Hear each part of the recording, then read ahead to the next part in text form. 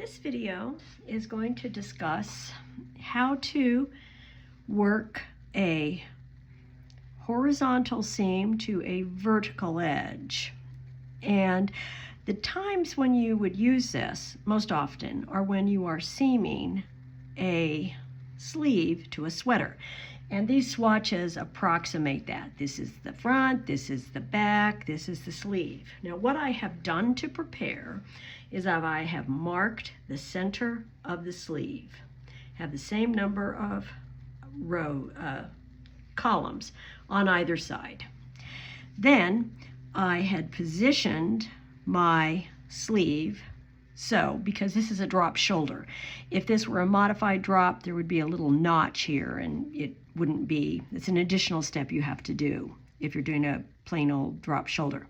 And I have marked this location, then I counted the rows, and I counted the same number of rows on that side, because measuring is okay, but sometimes your row gauge might vary, and it's better to go with the number of rows. Now, in other videos, you can see how to seam horizontal to horizontal. That's one technique. And in others, a vertical to a vertical.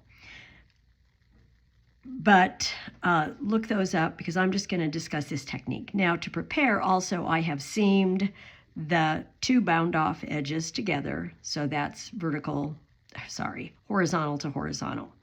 Now to start, and you can see I've taken this out once, and when I pulled the red thread out, it's left a bit of a red fuzz, but don't let that bother you.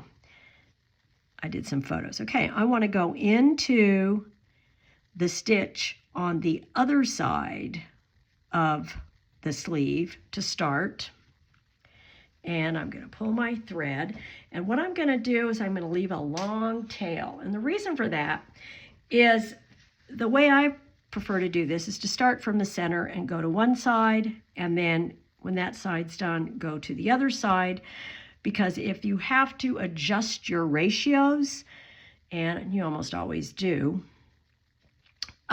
it will be at the underarm rather than at the end of one sleeve. So if I start here and I go all the way to the end and I have to make some modifications down at this end might be more clumpy or puckered or flared than this end. So that's why I do that. Now also, as a preliminary step to do this, I have taken the gauge of the stitches and the rows, and I have 4 stitches to an inch and 6 rows to an inch.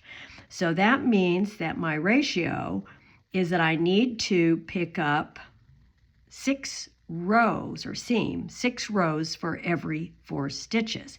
Now I can reduce that further because 4 and 6 are both divisible by 2. So if I divide each of those by 2, I get a ratio of 2 stitches to every 3 rows. So that means that I will seam 1 row and then go into the next stitch, and then I will seam 2 rows together. And to do that, I just go under 2 horizontal bars rather than just 1. So I'm going to start, and I'm going to go into the first row. Now where you want to pick up, and if you're not sure, don't do this until you've at least checked out how to do vertical and horizontal edges. I haven't taken the time to do that because I've done videos on those subjects before. But I'm going under 1 horizontal bar, and then I'm going into the stitch where my yarn went out, and I'm going to go over to the next column of stitches. You always want to go into a stitch below the bind off, not into the space between. Then I'm going to go under 2, okay, because my ratio is 2 to 3. Then I'm going to go under back. This time I'm going under 1 because I'll show that again in a second. I have seamed 2 stitches and 3 rows, 1, 2, 3. So I'm maintaining my ratio. Now it would be lovely if for every time you did this, the ratio worked out perfectly, but it rarely does. And so you might need to make some modifications at the armhole edge. And if you do that, don't worry about it. It's not a big deal because it's at the armhole. And generally, people don't go around lifting up other people's arms to check the ratio that they used on sewing their sleeve. If you have a friend like that, well, then they'll just feel happy when they look. Going under 2, under 2, back to this stitch. Okay. And here I've got 1 row going in there, going in here. And oh no, this is terrible. I don't have 2 rows that I can do. Well, I go into 1, not the end of the world. So my ratio at the end did not match. Now you can see here's 2, 2, 2, 2. Okay. Now I'm going to seam the other side. And this thing is a mess of yarn tails because I haven't bothered to weave any in, and I broke the yarn there. So just disregard them. This is a real life scenario where that happens. And I can take these markers out on these sides now. And I'm going to go into the first row. Okay. Oops, got a little glob there. And notice that I'm doing this upside down now.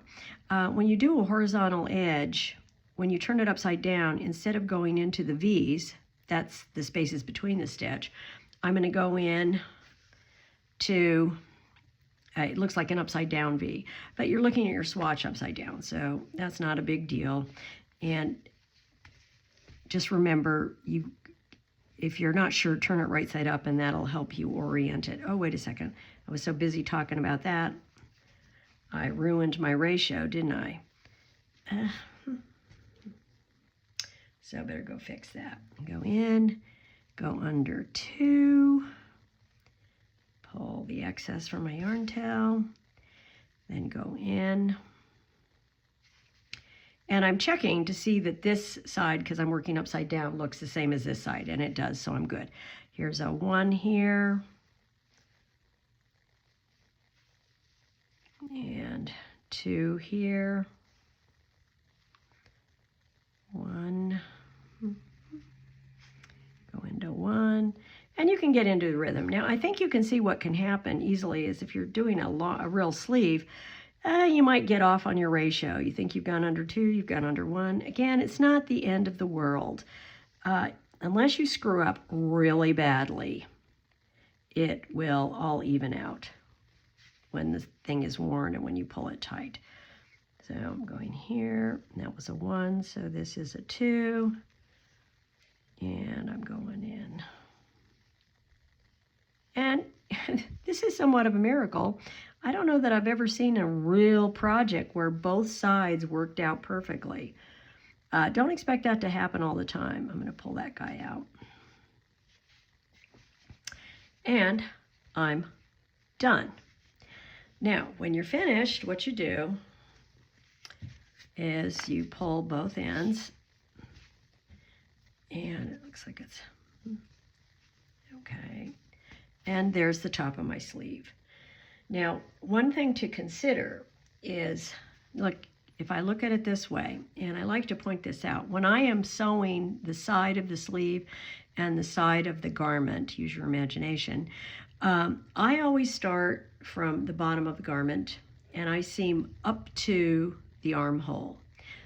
Then I seam from the cuff to the armhole, because again, if you get off and you have to do any kind of fix-ups, it's going to be near the armhole. It's not going to be near the cuff or the bottom. Also, the advantage is if you do this, you can save 2 yarn tails you don't have to weave in, because you can do the seam with the yarn tails, particularly if you've left them a little longer. And if you're thinking ahead, that might be a good thing to do. So that's the vertical to horizontal seam.